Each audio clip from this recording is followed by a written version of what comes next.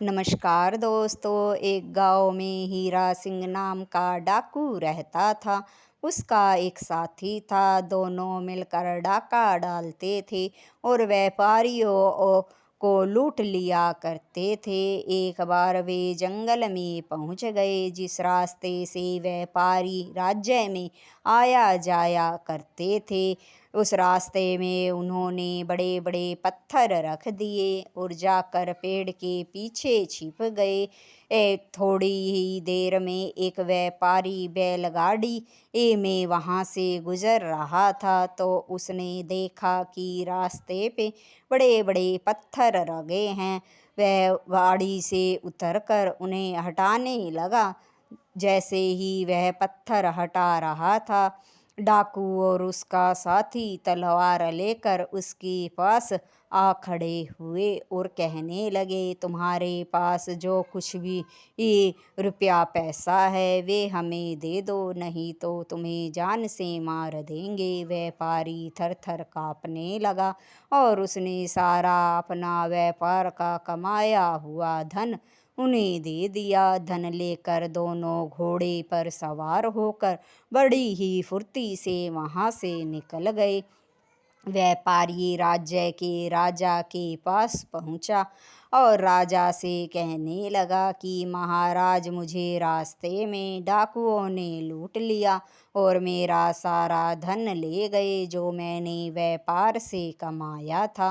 राजा ने जब ये बात सुनी तो कहने लगे, ऐसा कैसे हो सकता है। तब दो और दरबार में बैठे व्यापारी उठ खड़े हुए जो व्यापार मंडल के सदस्य थे। वे राजा से कहने लगे कि महाराज, उन डाकुओं ने हमारा भी धन लूट लिया था। एक डाकू है जो जंगल के रास्ते में व्यापारियों को लूट लिया करता है। राजा ने कहा, तो तुमने इस बात की शिकायत मंत्री से क्यों नहीं की। तब व्यापारियों ने बताया कि हमने इस बारे में मंत्री जी को बताया था। राजा ने मंत्री से कहा, मंत्री जी ये क्या कह रहे हैं।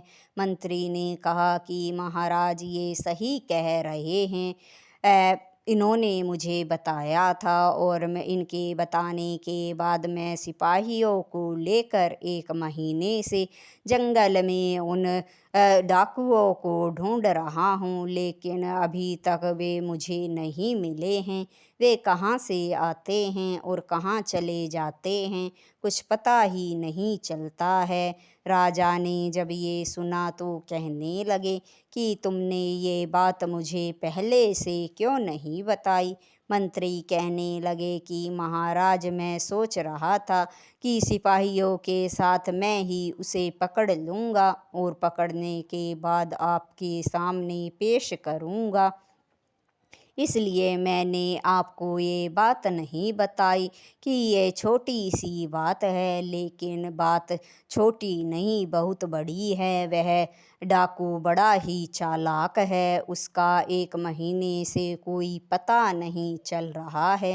राजा ने जब ये बात सुनी तो मंत्री से कहने लगे कि मुझे प्रजा के बारे में हर छोटी से छोटी और बड़ी से बड़ी बात मालूम होनी चाहिए। यह सुनकर मंत्री राजा से कहने लगा, महाराज मुझे माफ़ कर दीजिए। फिर राजा ने व्यापारियों से कहा कि आप निश्चित हो जाइए, अब मैं इसका समस्या का कोई न कोई समाधान ज़रूर निकाल लूँगा। यह सुनकर व्यापारी राजा से आज्ञा लेकर अपने अपने घर चले गए। राजा ने मंत्री के साथ कुछ देर गुफ्तगू की, फिर मंत्री भी अपने घर चला गया। इधर से जो हीरा सिंह डाकू था वो लूटा हुआ धन घर लेकर पहुंचा तो अपनी पत्नी को दिया। उसकी पत्नी ने कहा कि आज तो लूट में बहुत सारा धन मिला है। तब हीरा सिंह डाकू ने कहा कि आज बड़ा व्यापारी हाथ लगा था, उसी से ये धन मिला है। इतनी ही देर में ये वह अपनी पत्नी से कहने लगा कि बड़ा होकर मेरा बेटा भी डाकू बनेगा और बहुत सारा धन लेकर आएगा। तब डाकू की पत्नी कहने लगी कि मैं हरगिज़ अपने बेटे को डाकू नहीं बनने दूंगी। इन पैसों से मैं अपने बेटे को अच्छे से पढ़ाऊँ लिखाऊंगी और एक अच्छा नेक इंसान बनाऊंगी। यह बात सुनकर हीरा सिंह डाकू कहने लगा, भाग्यवान तुम ये क्या कह रही हो? ये काम तो हम पीढ़ियों से करते आ रहे हैं। मेरे बाप ने भी ये लूटपाट का काम किया, मेरे दादा ने भी डाके डाले और मैं भी यही काम कर रहा हूँ। बड़ा होकर मेरा बेटा भी यही करेगा। उसकी पत्नी और उसमें इस बात को लेकर बहस हो गई। इतनी ही देर में उसका बेटा स्कूल से वापस आ गया। वह कहने लगा कि पिताजी, ये देखिए आज मैं स्कूल में प्रथम आया हूँ। पूरी क्लास में टीचर ने मुझे शाबाशी दी है। तब हीरा सिंह डाकू कहने लगा, बेटा तुम पढ़ लिख कर क्या करोगे? बनना तो तुम्हें मेरी तरह डाकू ही है। पिता की बात सुनकर उसका बेटा कहने लगा, पिताजी मैं डाकू नहीं बनूंगा, बड़ा होकर एक अच्छा और नेक इंसान बनूंगा जिसकी सब इज्जत करेंगे। डाकू वो तो बहुत बेकार होते हैं, उनकी कोई इज्जत भी नहीं करता, सब उनसे नफ़रत करते हैं। मैं नहीं चाहता कि जब मैं बड़ा हो जाऊंगा कोई मुझसे नफ़रत करे और मेरी इज्जत न करे।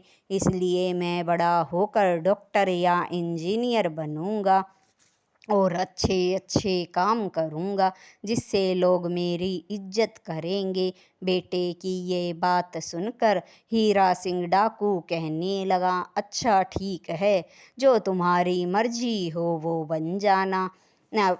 फिर कुछ दिनों के बाद हीरा सिंह डाकू अपने घोड़े पर सवार होकर अपने साथी के साथ जंगल में फिर लूट के इरादे से पहुंच गया। वहां पहुंचकर दोनों ने योजना बनाई कि अब की बार ज़मीन में गड्ढा खोदकर उसे झाड़ियों से ढक देंगे, ये तो किसी को पता नहीं चलेगा और जो रास्ते से गुजरेगा वो इस गड्ढे में गिर जाएगा तो हम उसे लूट लेंगे। क्योंकि पिछली बार तो हमने रास्ते पर पत्थर रखे थे तो शायद लोगों को शक हो जाए, इसलिए अब की बार हम पत्थर नहीं रखेंगे। यह सोचकर दोनों ने ज़मीन में गहरा गड्ढा खोद दिया, उसके ऊपर झाड़ियों से उसे ढक दिया और दोनों पेड़ के पीछे जाकर खड़े हो गए और किसी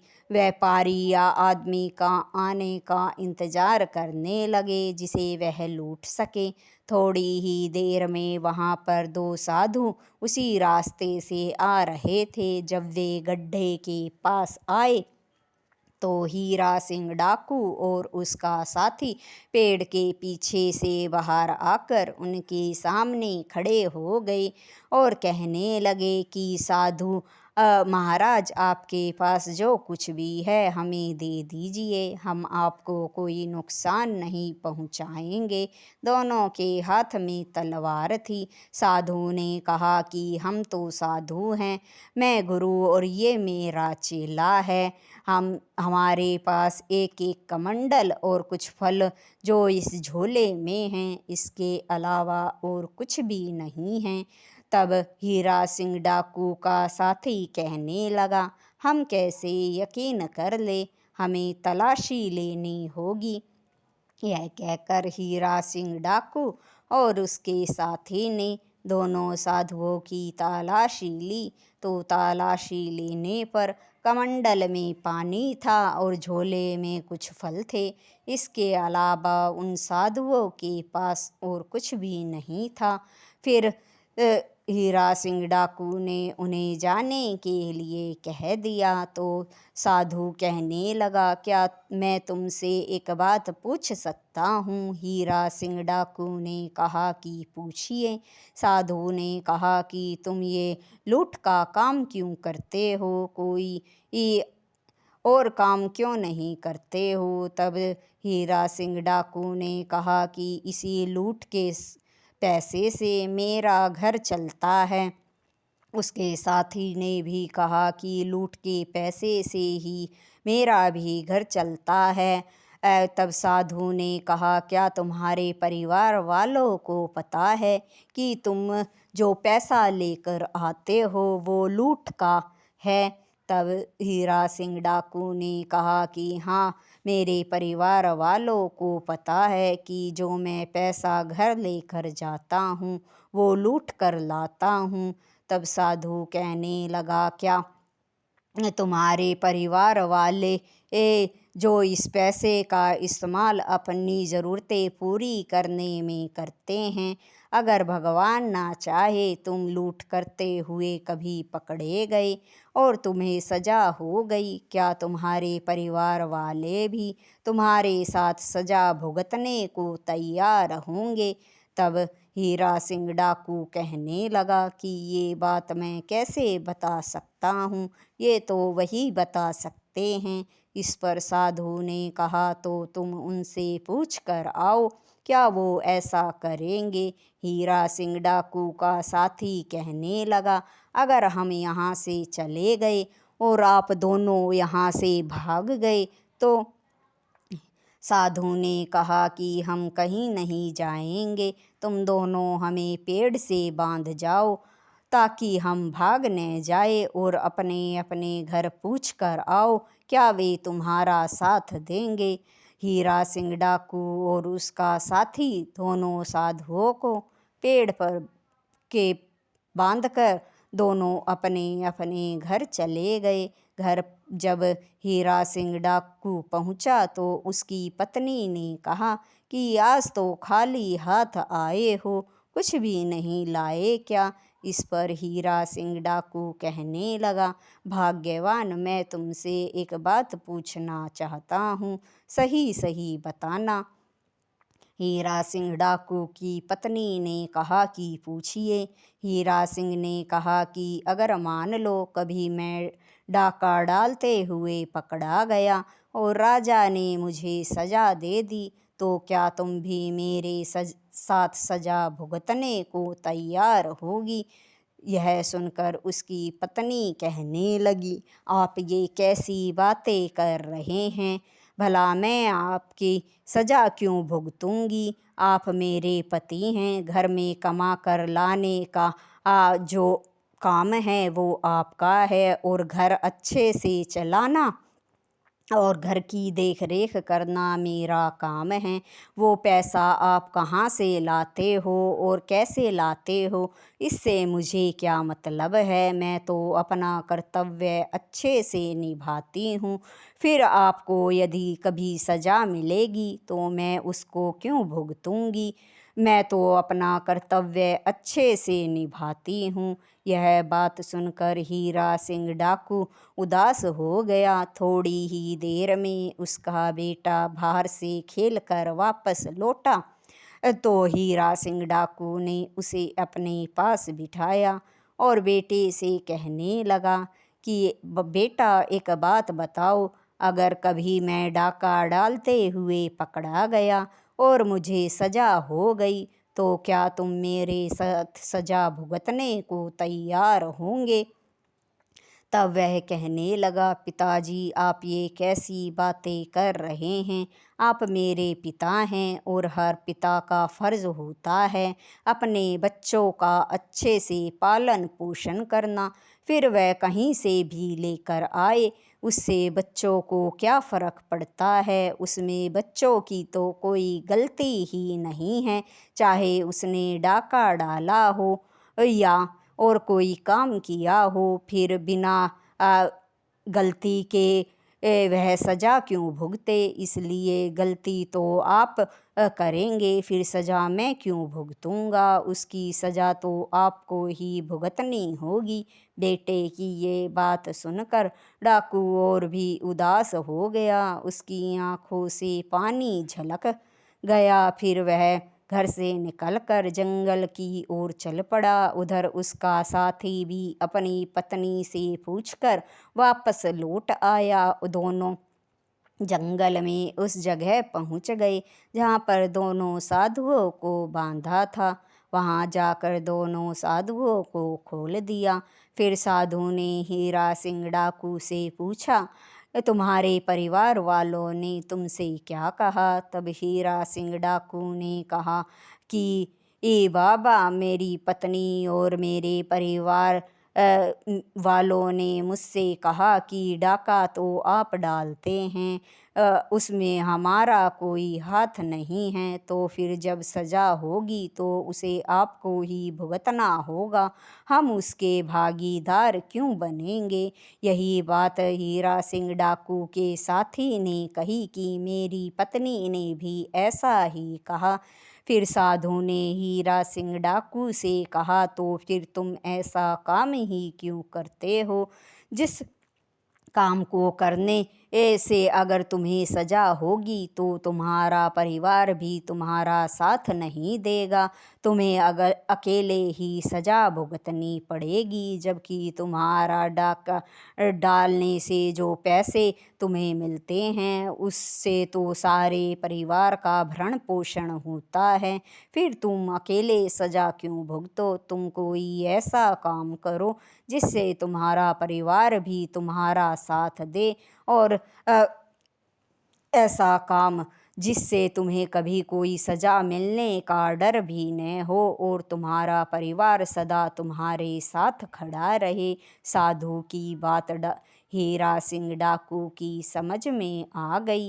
वह कहने लगा कि साधु बाबा, आप सही कह रहे हैं, मैं आज के बाद डाका डालना छोड़ दूंगा। उसके साथी ने भी कहा कि वह आज के बाद कभी डाका नहीं डालेगा, मेहनत मजदूरी करेगा और अपने परिवार को पालेगा। साधु ने कहा, तो जब तुम ऐसा कोई काम करोगे तो तुम्हारा पूरा परिवार भी तुम्हारा साथ देगा, तुम्हारा साथ मुसीबत में भी नहीं छोड़ेगा और तुम्हें सजा का डर भी नहीं होगा। यह कहकर साधु ने हीरा सिंह डाकू से कहा कि भगवान तुम्हारे साथ देगा। यह कहकर वह दोनों साधु वहाँ से आगे चले गए। कुछ दूर चलने पर दोनों ने वेश बदल लिए। दरअसल जो दो साधु थे वे राज्य के राजा और मंत्री थे।